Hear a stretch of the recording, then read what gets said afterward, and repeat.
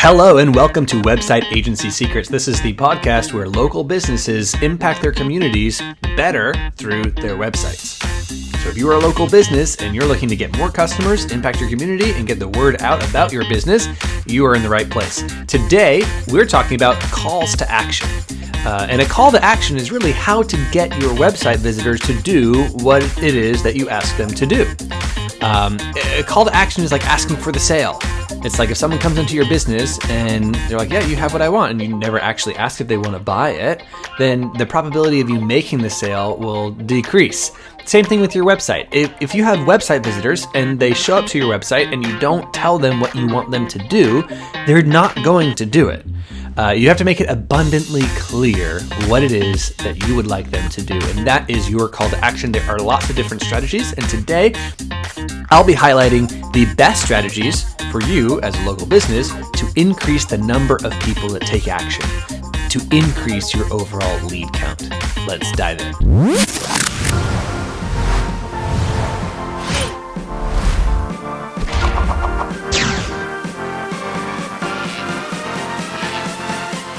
Okay, so what is the issue? The issue is that visitors on your website are completely useless unless they become action takers. Also, what you ask your visitors to do, it's going to influence your ability to sell them. It sets the expectation for their initial experience with your business. So it is very important, not just for getting leads, but also for the lead to appointment or lead to sale process. And then finally, most websites have no call to action strategy, and it results in them missing many opportunities. So I imagine many of you listening to this or watching this right now likely fall into this category where you don't have a strategy and you know that you could get a higher conversion rate on your website, but you just need someone to help guide you. Well, I'm going to guide you. So what is a call to action? A call to action is like this. This is a button. Let's move my video. This is a button on a homepage of a personal training website, and it says get started. So this button would be like the call to action. So someone visits this website, they see private personal training focused just on you. They see a button that says get started. That is the call to action. And there's many contributors to what to do here, like what functions happen after you press the button. Do you go to a different page? Do you go to a long form?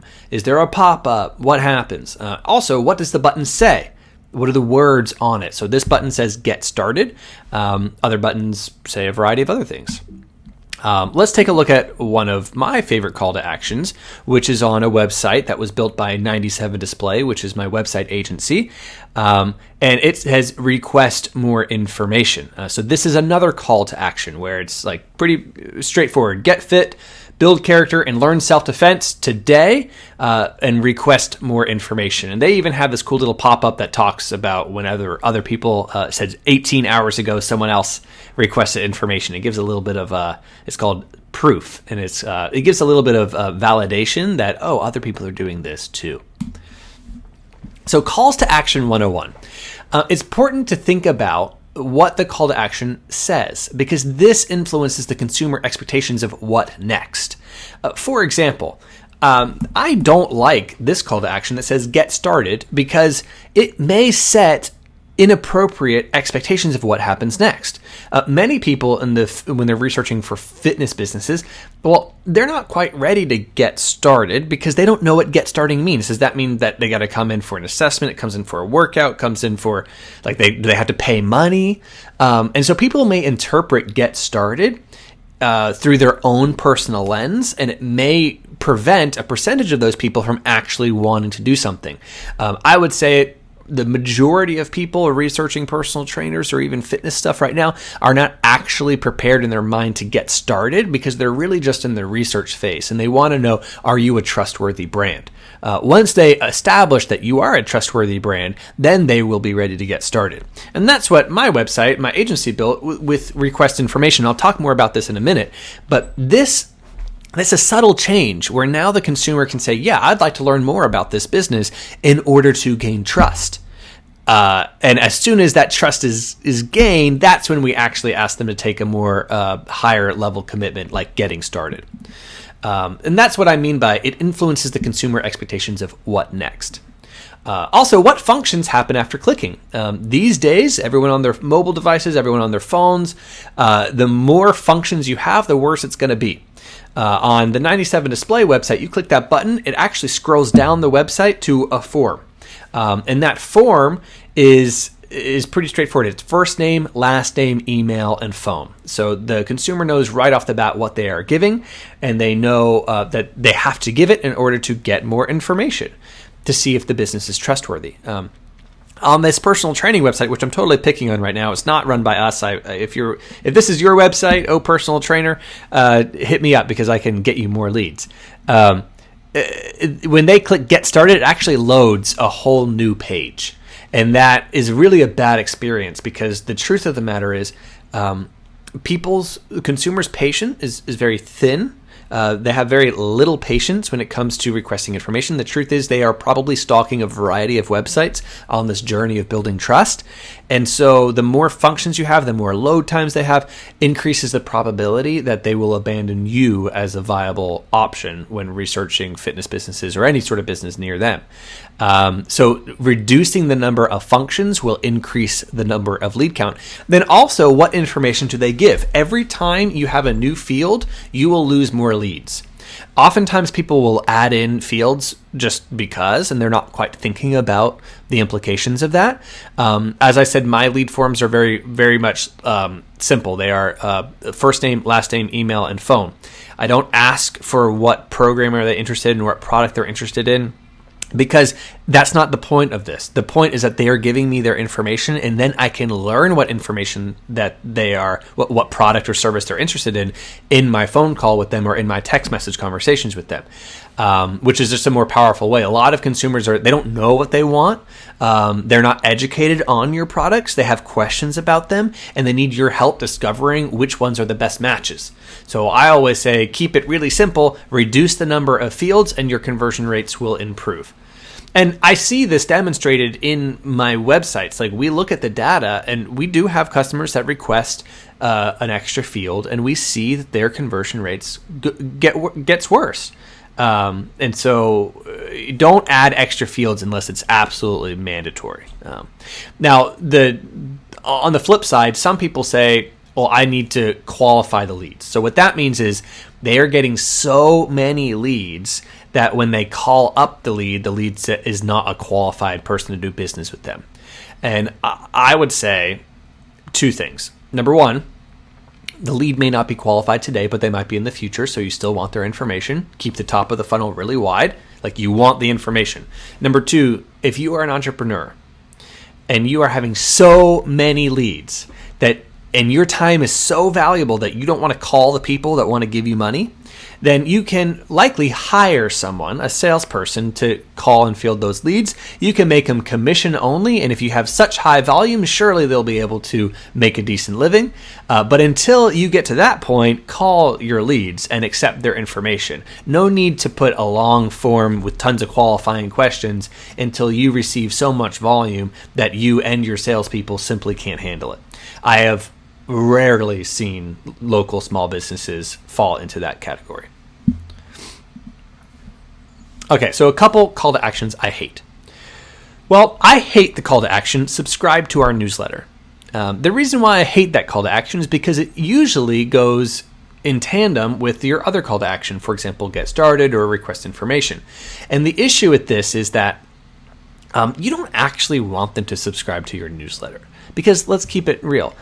The people that become leads with the regular lead form will also be subscribed to your newsletter. Second of all, how many of you are actually sending out solid newsletters? And do you have a game plan with your newsletters to turn those people into actual leads? Very few of you do. Subscribe to our newsletter is an outdated, old skeleton from when the internet just started and people didn't know what else to do. And so they started making newsletters. And then they started saying on their website, subscribe to it, like it's some sort of newspaper. No, you are a business. You don't want people to just be subscribing to your newsletter. That, frankly, was automated with Facebook. If they want to subscribe, they go and they like your page, and they can follow you on Facebook. remove this call to action if it's on your website, because it's not actually turning those people into leads. And what's worse is some people who would otherwise have clicked on request information will subscribe to the newsletter because that is a lower tier commitment. So if they're not quite all the way ready to have a conversation, maybe they'll do that instead. And my suggestion is that's actually going to be distracting people from what you really want them to do, which is give you their phone number. I don't like start now or get started, as I talked about this before. That implies a different next experience, and likely that next experience is being interpreted by the lens of the consumer, and that may or may not be accurate. Some consumers think that starting now or get started means that they are putting on their yoga pants and coming in and paying you money. Now, while that might sound wonderful, most people won't click that button because they're not quite ready to do that. They want to know, are you trustworthy first? And then what information do they give? I highlighted on this, but I think if you don't get a phone number, you didn't get a lead. You got a newsletter subscription. So definitely ask for that phone number. These days, consumers are as protective over their emails as they are over their phone numbers. And that, to me, is the only qualifying thing that you should be adding. If they won't give you their phone number, they probably won't give you their money. Right. So add that phone number and definitely make sure that you get a qualified lead there. So some of the largest influencers is really the expectations that you are setting. If the expectation is that you're going to call them, or if the expectation is that there's some sort of like qualifying form, that's going to really deter a lot of people. What you need to do is make it about them. So when you have things like getting started or fill out this form or subscribe to our newsletter, the focus of that is on you. And we don't want the focus to be on you. We want the focus to be on them. What are their needs? We want their mindset to be, I am requesting information, or I want to learn more because I am looking to gain information that will help my decision making. So understanding that these consumers are really on a mission of researching which local business near them they want to give their money to and which ones are trustworthy, like make it easier by saying, hey, I know you're deciding who to trust. Why don't you request more information about our business, and then I can help talk to you about who we are and what we are about. Like that is the mindset that consumers today are most likely to respond to. And then after they become a lead, so we have two things. What happens when they click the button? Is it loading a new page? But then what happens after they become a lead? After they become a lead, this is where you can begin to really let the magic shine. You can do automated text messages saying, hey, thanks so much for reaching out. Let's schedule a time to talk. Or I've got a friend of mine who gets like an 85% response rate to automated texts with the question, hey, thanks so much for reaching out. Are you talking about yourself or your child? Because he runs it's like a martial arts school, and so that question always gets a response, like 85% of the time. Well, it's for me or it's for my kid. And so you can think about like asking questions in those responses. You can do the same thing via email. Like I always say, don't do the same thing on text and email. Email can say something more like, hey, I just texted you with next steps. In case you didn't get it, here they are. And you can be really intentional with that. Just getting the lead. Like if you have a website without a call to action, you won't get leads. But if you're getting leads with no follow-up plan, then again, these leads are useless to you. They become meaningful when they become customers. And this is what you need to do to get them to be customers. And then also too many calls to action. This is a really important thing. And here's an example of a website with too many calls to action. So here, let's get started. I'm new to CrossFit, not my first WOD, and I need a trainer. Okay. And also, if you notice down in the lower right-hand corner, it says free class. So my thing is, if I'm a consumer and I'm researching, well, I don't know what I should click. I do need a trainer. I did a WOD 2 years ago, but I haven't in a while. So am I new to CrossFit? Do I want a free class? Well, this is called paradox of choice, which is where you have so many options, me as the consumer may choose to do nothing at all. Because think about it, I'm researching which one of these businesses I want to do. If this is too complex for me, I'm going to be like, okay, maybe I'll come back to this one. And then I'll go to the next site. Well, on the next site, it's straightforward, it's clear. And I'm like, cool. And I give my information. And then when that business calls me, guess who gets my money? Like So be really wary of having too many options. Just keep it really simple. Like, does this gym really get so many inquiries that they need to split out the people that have done CrossFit before or are new? No, they don't. They thought this was a really cool function because they likely have like bespoke follow-ups for each one afterwards. And I just don't buy into the argument that their volume is so big that they need to really automate to that level. But if you're at this CrossFit gym and you are really getting 500 leads a month, then let's talk. But you're not. So next step. So too many options mean they may not take any action at all. So I want you to go to your website and I want you to take a couple action steps. And when we take these action steps, we're going to remember that your visitors are simply researching who is the best service provider in town. And it's so that they can tell you their story. It is about them. It is about their needs. It is about their story. The more you let them talk, the more likely they will be to give you their money. It is like psychology 101. Let people tell you their needs and then say, yes, we can help you solve that. Yes, we can help provide that for you. The simpler, the better. So our data, after testing this across thousands of websites at my agency, 97 Display, we consistently see request information as the top performing call to action. And, I talked about why I believe this is. I think it's, again, focused on them. It's they're wanting more information. More information seems to be like, I want to learn more about this. Like, I want to see what you guys are all about. I want to learn more about solving my needs. I want more information. And I think that that as a call to action has performed so well because it taps into that journey they're in, that customer journey that they're in, which is discovery mode and trust building.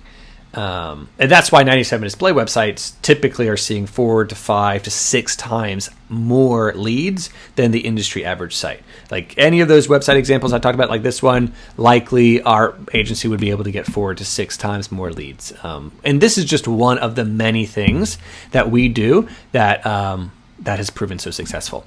So in summary, I want you to go to your website. I want you to reduce the number of calls to action down to 1 to 2 max. And go ahead and give request information a shot and see what that does for you. You want to do a simple call to action that is actually what you want people to do. So no more of this respond to my subscribe to my newsletter or like my Facebook page. Like simple call to action, that's what you actually want them to do. You can do get in touch, learn more, request information as good lead generating calls to action. And one more bonus bullet point. I think it is very important to make sure that your lead form is simple, to the point, and easily accessible. One of the easiest ways to lose leads is having a dysfunctional lead form. If someone has to try to tap on those buttons or the button doesn't quite work, that's how you're going to lose leads. So make sure your lead form is easy to access, simple fields, and functions correctly. Remember, building a reputation in your community starts with your website. People's value perception of your brand starts with your website. You fix your website, that will impact everything about your reputation online. Guys, thanks for tuning in. My name is Timothy with Website Agency Secrets. If you found this valuable, share this podcast or reach out to me, 97display.com, if with any website needs or questions. I would be happy to walk you through it. Thanks, guys. Until next time.